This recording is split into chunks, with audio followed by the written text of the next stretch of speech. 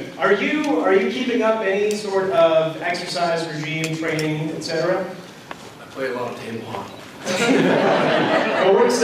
You can kind of work out the core with that depending on how much you get into it, right? Yeah, if you swing your hips. I'm a very aggressive player. So.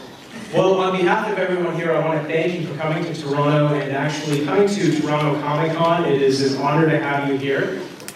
And we've had plenty of wrestling superstars at the convention over the years, and to have you here is just really something special. So thank you so much.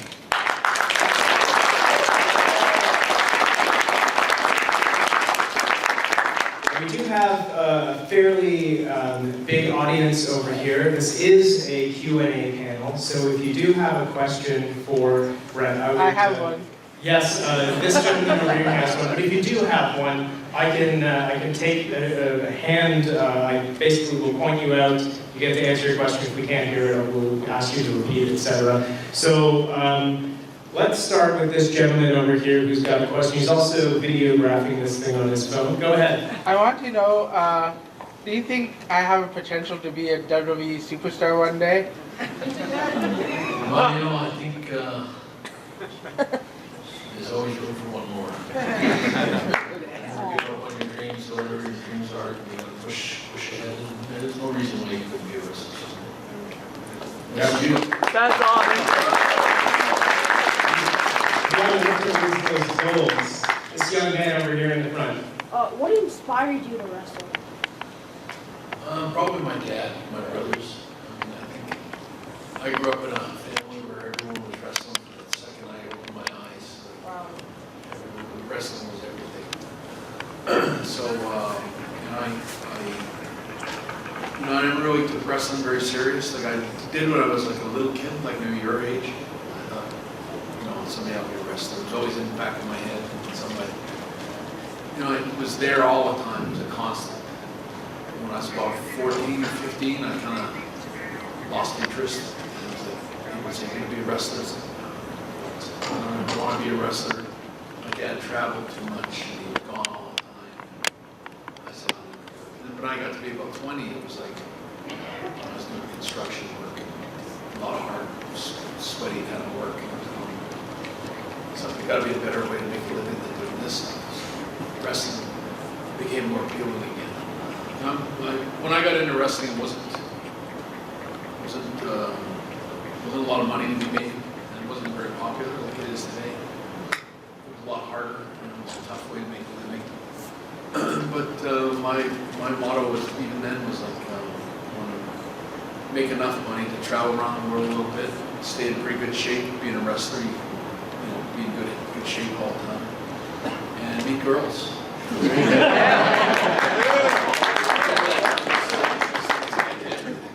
I'm very grateful for what wrestling did. So basically, from construction to wrestling, you said construction was hard and sweaty. Wrestling is too, except now you get to travel and meet girls. So those are the key differences. Wrestling was fun though. Yeah. I can remember sitting at construction sites and listening to guys talking about pipe fittings or socket wrenches or it was always like I couldn't take it. I remember just thinking I'm going to blow my brains out. Listening to these guys talking about work all the time. And in wrestling, I'm right away. First long trip I was on, so, 500 miles a day. It's long miles, but I mean the fun, some of the stories and shenanigans that happened in an event filled with wrestlers. There was a lot of funny memories. And so it was a great substitute. Wrestling always was a different story every day. It was a different adventure. And, I didn't have that as a construction worker. Yes, you and the lease hat. Yes, Ms. Hart, 2 quick questions. Your nephew-in-law, TJ, how's he doing, and do you think he's coming back? TJ's really strong-minded, really focused, incredible athlete, but he will never wrestle again. Never wrestle again? Oh. And his neck has been broke like Christopher Reeves. It's like, wow. He's lucky he's alive. Wow. Yeah. And quickly, are you going to do a mixed match again with Natty? Just like when you had with Charlotte and I got no plans for anything of that nature right now. But I mean, I never rule anything out. If I thought I could do it and I thought I could do justice to it, I mean, I know that people think that sometimes that when I came back a few years ago and wrestled Vince McMahon, that it was great wrestling. I mean, I know it wasn't great wrestling, but I mean, it was a chance. a pop. It was a pop and a chance to come back and sort of go through the motions one more time. I don't know if it was, I don't know how good it was for the fans, but it was good for me. I enjoyed it. I was glad I did it. It was a lot of fun. Thank you. Thank you, sir. This gentleman over here. I just had a quick question, Bret. Which match did you enjoy more? The one against your brother Owen or against Stone Cold in WrestleMania 12? I love the match I had with my brother Owen, but the truth is we had way better matches than WrestleMania 10, which is the only one that anyone remembers really, because they didn't film. Like we had the heart attack tour, I think it was, right after WrestleMania. And Owen and I, like I said, WrestleMania 10 was the first match, so we had no real chemistry together. And even though I think we both had lots of respect for each other, it takes a few weeks or a few months to kind of get that timing and have it all sort of gel right and get used to each other. So we had a great match at WrestleMania 10, but if you watch the matches we had 3 weeks later, I remember we wrestled all rain on a heart attack tour or something it was called. They were such good matches. Like I remember these are even better, but nobody ever filmed those. They're just lost. They're just for people that watch them. But I would say they were WrestleMania 10 match sort of just better, smoother, polished, tighter, faster. But in saying all that about Owen, I loved working with Owen. He was always a lot of fun. But Steve Austin match, I find that whenever someone asks me to watch one match, like someone that's never watched wrestling or someone that's never doesn't know much about it, somebody's mother and all that kind of stuff, it's like, here, put this match on. And that match with Steve Austin is just so solid, so tight. Like we had a great match in Survivor Series a few months before that. WrestleMania. But the WrestleMania match was just so, like when I watch a really good UFC fight, I go, that's like when it's really good and it's really, a real struggle and a real battle between two guys. And I look at the match I had with Steve Austin, we replicate what they do in UFC, except for no animals were harmed in that movie. We really had a great match, but You guys were right. we had a lot of respect for each other. And I still love when I think of that match with Steve Austin, especially how the reality of it is we weren't really either one of us wasn't very excited about working with each other because we already worked at Survivor Series. It was kind of like, again, like what are we doing? And I was like, I don't know. I mean, I really didn't know what to do with Steve, and he didn't really know what to do with me. And, we just kind of sat on the ring that morning, the day of the show. And it was kind of like, okay, this is what we should do. This is what I think. And we just sat there and we just talked.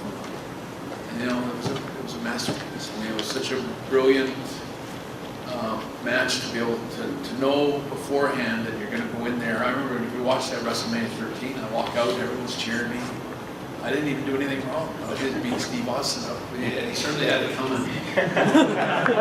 When you watch me when I come back, I'm flipping off kids. It's like, what did I do? All I did is beat up Steve Austin, that dirty hyena, But it was just, I loved how we switched places and in such a, I don't know if a lot of wrestlers could have done it. I don't know how to tell a story that way where you could, we go in one way and completely reverse positions by the end of it. And it was, to me, was a magical, special match. Got a question over here, this gentleman with the glasses. Hey Bret, who was one of your favorite guys to work with in the ring? My brother Owen, for sure. I always say Mr. Perfect because he was Mr. Perfect. He was just such a pro every single night. The real pros never hurt each other, never hurt anybody. I don't know if Kurt Hennig ever hurt anybody in his career. I know I never did. A lot of wrestlers that pride themselves on being like I make the boast all the time about being the best there is and all that kind of stuff. I mean, the reality of it is you got to look at a wrestler's safety record. How great he is should be put right beside how many wrestlers he's injured. You know, wrestling's not about getting hurt. Anytime you're hurting somebody for real, you're doing it wrong. You know, you should get into the UFC or do something else when you're in the wrong profession.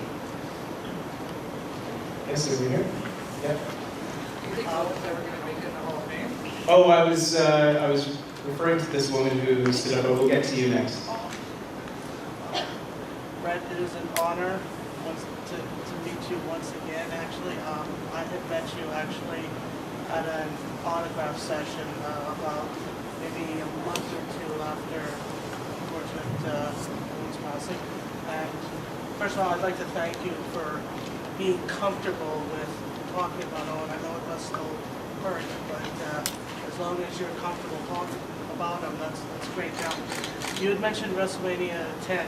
I wanted to say that has always been and always will be my all-time favorite WrestleMania match of all time, because that's a match where you can show like people who are learning how to wrestle. That's a match that they should watch to learn like different moves and stuff. And also a little bit down the road with SummerSlam this year, I don't know if you can see, that's my favorite SummerSlam and steel cage match of all time. You and Owen in the steel cage match, that too was a true classic. Now, what I want to know is, back in the day when you were first told that you were going to have matches with Owen, was your reaction like, oh, how do you expect me to get into the ring with my own brother? Or was it a different kind of reaction? How did you feel at first? Well, the real truth of it all was that Owen had come to me the week before to tell me that he was going to quit wrestling. He was going to fire me. And I remember like being kind of mad because I thought WWF at that time really needed some good wrestlers, and I thought Owen's a really good wrestler. He's going to quit and he's going to go home and become a fireman because you guys are too stupid to know what to do. And I was kind of mad. I told Owen, I said, let me go in and try to go to bat for you. He was like, I'm ready to go. He'd had enough. So I went in and I went to bat, and then I was actually in a good position that my contract was sort of like negotiable. And, I was kind of playing like hard to get at the time. And, so they were kind of trying to cater to me a little bit. I remember they had this idea. They came up and said, we have this idea that you're going to wrestle. We want you to wrestle your brother Bruce. And I go, my brother Bruce is like pretty old for one. He was in his 40s then. He did well in that Survivor Series match where he fore against Shawn Michaels and his Knights at 93. Yeah, but Bruce was a good wrestler in lots of ways, but he was no comparison to Owen, really. I mean, I don't care what anyone says. Owen was really good and way better than he got used. Maybe through his, even after, like, you know, people ask me if Owen could have been world champion. Owen could have been world champion easy. He was an excellent wrestler and a guy that was always a pro in the ring. But they wanted me to originally do it with my brother Bruce, and I said no way. I don't do it with my brother Bruce. I said because Owen was waiting. Owen deserved it. And I remember I pleaded, I said, you got to do it with my brother. I'll do it, and I'll consider it. I'll start talking over with Owen. I'll do it with Owen, but I won't do it with my brother Bruce. Because my brother Bruce wouldn't have been a good match. He was a guy that wouldn't listen to me. I needed someone that could cooperate with me. Owen was just a better wrestler and a better choice. And they were dead against Owen. I remember Pat Patterson telling me that he really didn't want Owen, and Owen wasn't the right guy, but my brother Bruce was perfect. I don't know how they came to these conclusions. But I said, I laid it down. I said, I won't do it, period, with anybody but Owen. That's it. And otherwise, we can just forget the whole idea. So then I went to Owen, and I told Owen about it. I said, Owen, they want to do this storyline. And I told Owen, I said, I hate it. I don't want it. And he was kind of thinking about it. He came back about an hour later. He goes, I'd really like you to think about it. I'd like to do it. I want to do it. He goes, why can't I wrestle? It'd be great. We'd have a lot of really good matches. And he kind of sold me on it. I said, well, think about it overnight, and we'll come back tomorrow. If you want to do it, we'll do it. If you don't want to do it, I'm all for not doing it. If I may say, I see. long live Owen, and God God bless you, Owen, the rest of your family, and the rest of both of the greats. Thank you.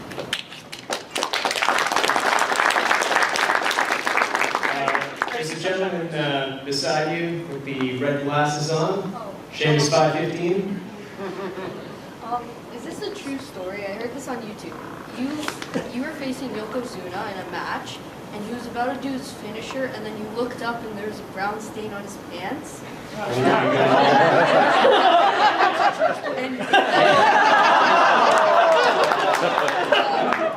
So what was going through your mind? Because you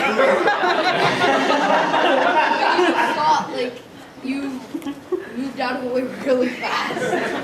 So what was going through your mind? Exactly that. He wasn't feeling well. We were in India, and the food and the water and all that hit him hard. And they had to kind of revive him and push him out the door. I know he was really sick. He was, not just him, there was many moments, almost like 19 out of 25 wrestlers were almost all sick with the runs. Really bad. And, I didn't know Yoko would get up on the second rope, and I noticed that when he was climbing up, it looked like someone poured pea soup all over his back. And I remember thinking, oh my God, I have to move. I don't know if you ever, like, when you think of a stamp pad, like those stamp pads. So he gave that the big brown stamp. God would run last. I mean, he has one of the most devastating finishing moves already. And that makes it a real finish. Yeah. This is a gentleman over here. Yes, you. What's the funniest prank that someone pulled on Owen Hart? Yeah, I think you'd have to ask Owen. I know. I got Owen one time. I got him in the tanning bed in Los Angeles, San Francisco. He didn't know that I was there. I don't know how we ended up in the same tanning beds. But I was already in, and I was leaving. And all of a sudden, I looked, and I think I actually was trying to find my way out of the tanning place, and I opened the door to his little room where he was in, and he was underneath. And I could see that it was his shoes and stuff. And I knew it was Owen. So I took all his stuff, all his gear, everything, his shoes, everything. I took them down to the lady in front, from beside her. And then I just left. So anything to him, he ever knew how I got him, but he knew that somebody was Yeah, but when I ask him, This young lady over here in the front. so I can stand up. You're gonna step up. today. Right now. Glorious. I really think the best wrestler, period, right now is Kevin Owens. Yes, I agree. I hear a lot of people throw around the word that he's a fat guy. It's not true, not fair at all. He's not a fat guy. I mean, the guy moves like a 200-pounder. He does stuff that there's nobody that size doing the stuff that Kevin Owens doing. Plus, he's really safe. He's a really safe professional wrestler. He's really skilled. He's got a great little person, like his persona. I like his character. I love the imagination that goes into the different moves that he does and when he does them. Sami Zayn is another great wrestler. There's a lot of really good wrestlers today. I mean, I wish I could work with so many of them, but I think the Canadian guys are really carrying the flag right now. They're the best wrestlers in the world. Yes, sir. Hi, Bret. First time I met you was 20 years ago. I was 12. And I've been meaning to ask you a question. I was like a deer caught in headlights. Now that I'm like 20 years later, I was like, yeah, I got the balls enough to ask you. All right, is it the same question? No. So you obviously have a huge demographic of fans, young and old.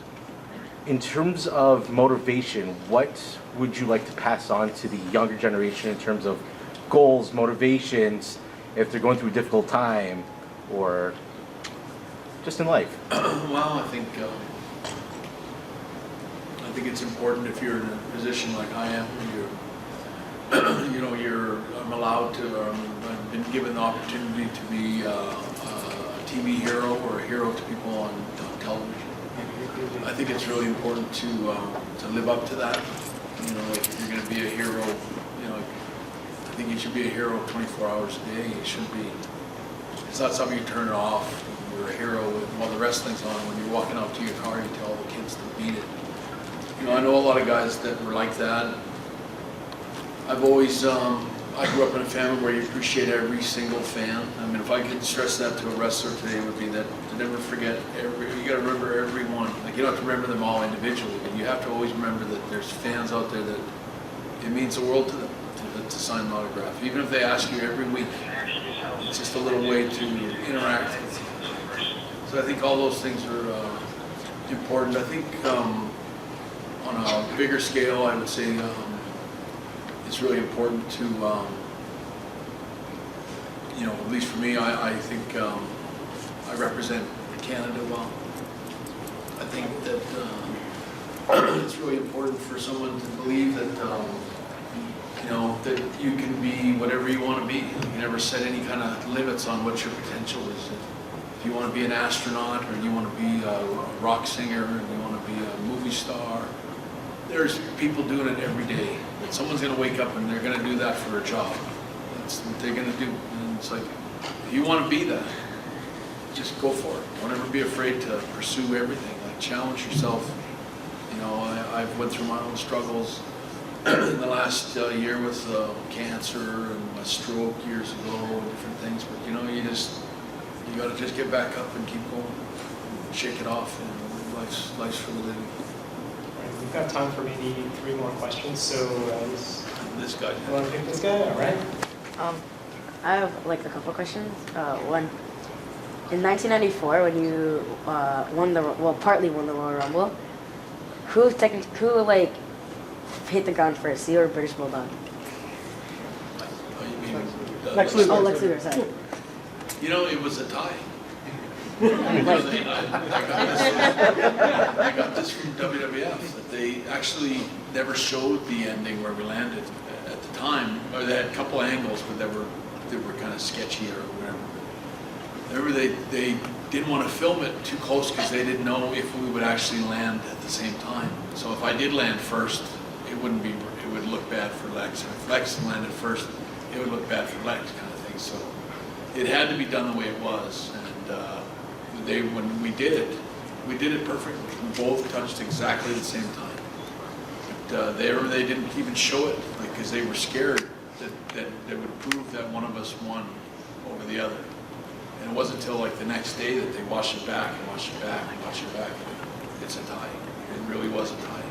And I give Lex Luger a lot of the credit for that. He was the one that timed going over it.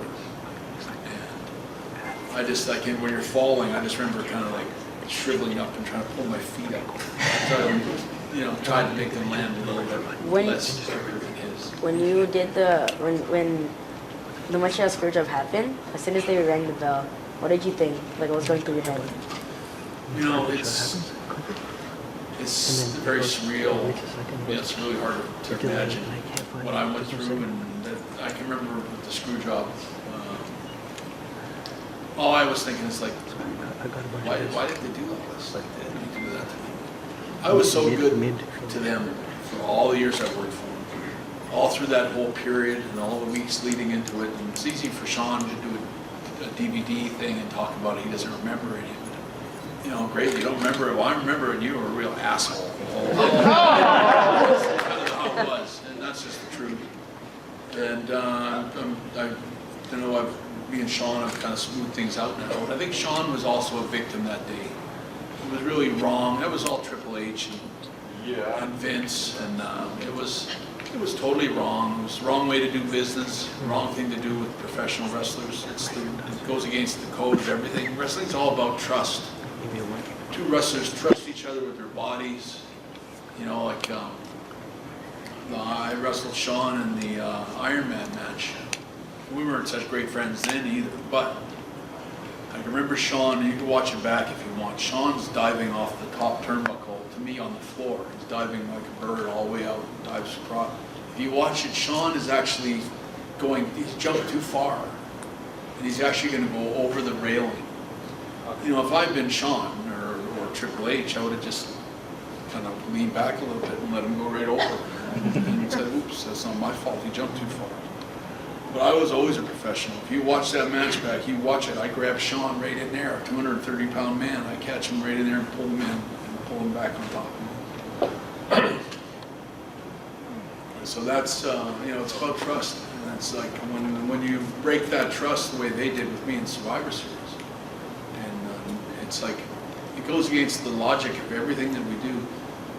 And there was so many better ways to conclude whatever, you know, and they were, I mean, there was just, read my book, you know. It's Got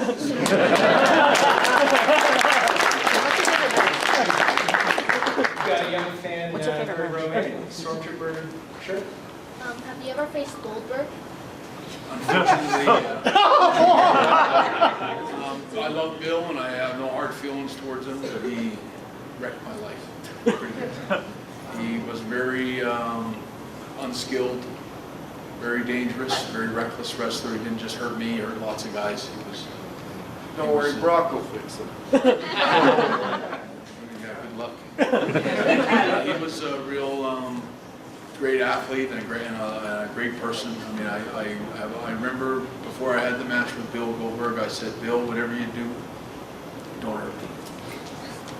Just be careful out there. Because he already hurt a lot of guys, and you know what? He kicked me so hard in the head that it's just not right. You know, it's not how you do professional wrestling. You don't kick somebody in the head as hard as you can. You know, that's not what we do. And I don't blame Bill. I blame WCW and a lot of the guys, the Eric Bischoffs, and I won't even name names, because everybody in that company was pretty brainless. So. But there was so many. You know, when Bill Goldberg came back to the dressing room after hurting guys, they just give him a pat on the back and tell him he did a great job. He never knew the difference. It's like, Bill, you can't kick guys like that. You can't pick somebody up and he used to do that jackknife power bomb or whatever it was. Just like, you'd hit the mat so hard. I mean, every bone in your body would just, you know, it's just not right to do that to another wrestler. Alright, this gentleman in the red plaid shirt, and then that will be it. I got two questions. What was it like working with Brian Pillman? You know, I only worked with Brian in a teaming up. I never ever worked against him, ever. I think Brian was a great wrestler. He was a real pro in the ring. Years later, when he was in WWF with me, he had a lot of injuries and he had a lot of real pain issues. Like, he was a guy that took pain pills all the time. But he took pain pills because he really needed it. He was in bad shape. I felt sorry for him every day, but he would tape his foot up. He almost lost his whole foot in a motorcycle accident. And he'd just tape it up and go out there and wrestle him every night. It was really a very courageous guy to give what he did all the time and never complain about it. And if you ever knew him back then, he never told people that he was suffering a lot, but he was suffering a lot. And at WrestleMania 9, when you got Yokozuna and the sharpshooter, did you at least expect Mr. Fuji for the bath salt in your eyes? Well, you know, the truth about that match was that, you know, I've never been a guy that worried too much about the outcomes, even though I felt cheated. I felt like Hulk Hogan just came back and said, I want that job. I want my belt back. And they just everything they promised me and all the stuff that I was doing and as hard as I was working didn't mean anything. It was like they just took me out and stuck Hulk Hogan. Which, you know, you get used to that kind of stuff. I was used to it. It always seemed like they were pulling the rug out from underneath me in those days. What was most important to me was I wanted to have the best match. I wanted Yokozuna to have the best match he ever had. I really wanted to give him a really great match, and if he's winning the title, he wins the title. But if you watch a lot of my matches, I sometimes have one part of a match, and then I'll have a whole part two, like a different match. and I'll put them together so you get 2 matches in one. I like to throw a lot of lefts and rights in a wrestling match, like when I have you going this way, just when you think I'll take it that way. So it's like a lot of twists and turns where you never know what's quite going to happen.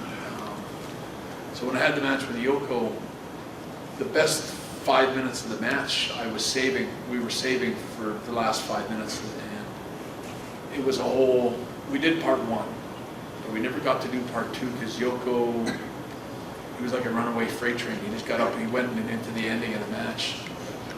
I don't know if he was tired or he was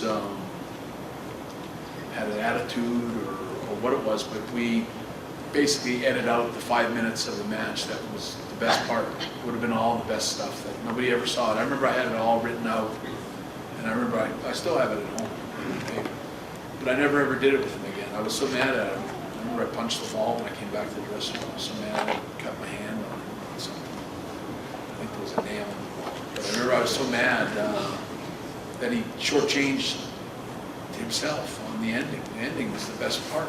We never did it. We just skipped right over it. And that's why if you watch that match, Mr. Fuji's not ready. He doesn't have the salt or the powder ready. It's not ready. Because he's not supposed to have it ready for another 5 minutes. And all of a sudden it's like, oh, I gotta get the salt and dig it out. And if anything, Fuji did a great job of saving the day, because I mean, Yoko, they'll talk about some big drumsticks. Those legs were about 300 pounds apiece. Sitting there in a crouched position trying to squat hold those legs was like I was hanging on for, and I'm waiting and looking at Fuji. You know, he's trying to unwrap the salt. So it's like, I was always really annoyed that that didn't come off the way it should. It should have been, and I think it still is. Yokozuna, if you watch Yokozuna, that was the best match he ever had, period. It was the one he had with me when he won. That was a good match for him, but the best stuff was never seen. All right. Well, I think that does it for time. Thank you very much. Thank you.